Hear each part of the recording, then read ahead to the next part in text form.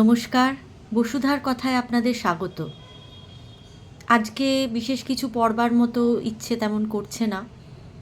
একটা সার্চের কথা মাথায় আসছে, তো সেই কথাটা একটু আপনাদের সঙ্গে শেয়ার করতে চাই। যে পৃথিবীতে বেশিরভাগ জিনিসই ভীষণ টেম্পোরারি, এবং এই টেম্পোরারি জিনিসের একটা আনন্দ আমাদের আছে অবশ্যই, সেটা তো ফেলে দেওয়া যায় না, কারণ ক্ষণিকের হলেও তা সুখের, তা হয়তো কিছুটা হলেও শান্তি দিতে পারে। কিন্তু সেটা কি একেবারে পার্মানেন্টলি শান্তি আমাদের দিতে পারে? অথবা সুসময়ে সুখের দিনে পাশে তো অনেকেই আমরা পাই, অনেক লোক আমাদের থাকে, অনেক বন্ধু বান্ধব, হইচই আনন্দ মজা।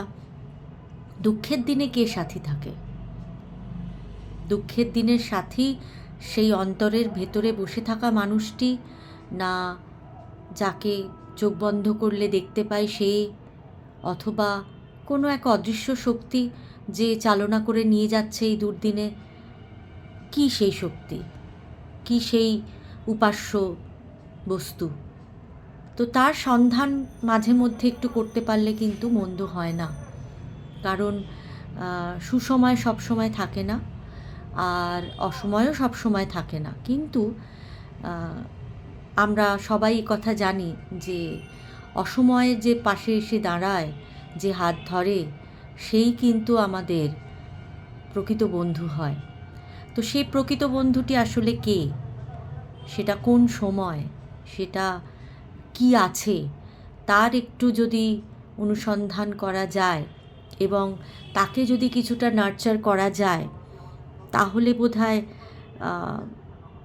এই টেম্পোরারি ইমপারমানেন্ট দুনিয়ার মধ্যে কিছুটা পার্মানেন্সির সন্ধান আমরা চেষ্টা করে একটু হয়তো পেতে পারি। পুরোটা পাওয়া সম্ভব কি না আমার জানা নেই, কিন্তু হ্যাঁ, এই প্রশ্নটা আমার মাথায় আসে যে সব কিছুই তো বড় টেম্পোরারি, সব কিছুই তো বড় ক্ষণিকের।